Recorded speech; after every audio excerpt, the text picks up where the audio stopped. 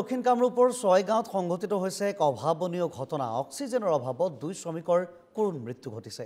পানীৰ টেংকিৰ ভিতৰত কাম কৰিবলৈ গৈ মৃত্যু হয় শ্ৰমিকদ্বয়ৰ। মৃত শ্ৰমিকদ্বয় হজৰত আলী আৰু নাছিমুদ্দিন আহমেদ। ব্যক্তিগত শিক্ষানুষ্ঠান গ্ৰামীণ জ্যোতি একাডেমীত এই ঘটনাটো সংঘটিত হৈছে আৰু বহুদিন ধৰি বন্ধ হৈ থকা পানীৰ টেংকিৰ ভিতৰত কাম কৰিবলৈ সোমাইছিল দুয়ো। স্থানীয় লোকে প্ৰত্যক্ষ কৰি খবৰ দিছিল আৰক্ষীক আৰু ঘটনাস্থলীত আৰক্ষী উপস্থিত হৈ চিকিৎসালয়লৈকো প্ৰেৰণ কৰিছিল দুয়োকে। চিকিৎসালয়ক শ্ৰমিক দুজনক মৃত ঘোষণা কৰে। চিকিৎসকে এনেধৰণে বহুদিন ধৰি বন্ধ হৈ থকা পানীৰ টেংকিত সোমাওঁতে অক্সিজেনৰ পৰিমাণ হ্ৰাস হোৱাৰ ফলত এনেধৰণে মৃত্যু হয় দুজনকৈ শ্ৰমিকৰ।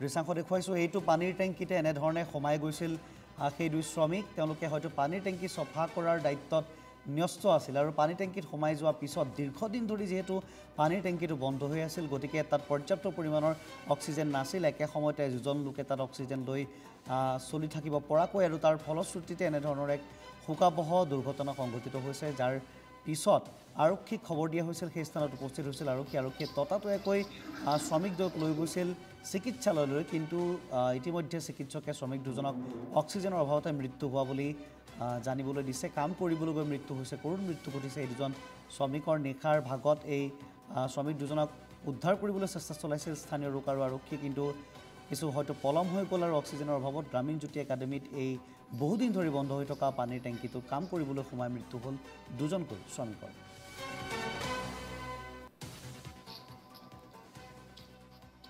আজি মই নাছিলোঁ, মই মোৰ ভতিজীৰ ঘৰত গৈছিলোঁ। মই একচুৱেলি চন্দ্ৰপুৰত, তাতে মই খবৰটো পালোঁ। তেওঁ আচলতে আজিৰ এই যি ঘটনাটো, এইটো একচুৱেলি অত্যন্ত দুখ লগা আৰু দুৰ্ভাগ্যজনক যে এনেকুৱা এটা ঘটনা আমাৰ ইয়াত হৈ গ'ল।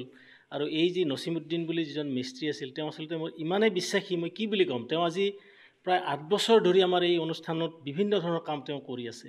আৰু মই তেওঁৰ পৰা হিচাপ নিকাচ আমাৰ এইবিলাক কথাই নাই। তেওঁ যেতিয়া পইচা লাগে লৈ যায় বা যেতিয়া দৰকাৰ হয় তেতিয়া লৈ যায়। গতিকে তেনেকৈ আমি কাম কৰি আছোঁ।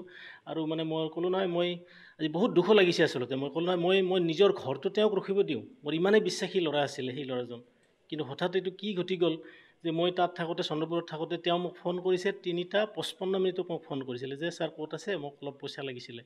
তো মই তাত আলহী খাব, তেওঁ গম নাপাই আচলতে। তো সেইকাৰণে মই আমাৰ অফিচৰ এটা বেলেগ অনুষ্ঠান আছে প্ৰতিশ্ৰুতি, মই তাত ফোন কৰি ক'লোঁ যে তেওঁক নছিমক পইচা লাগিব, পইচা অলপ দি দিবা। তো তেনেকৈ সেইখিনি গ'ল।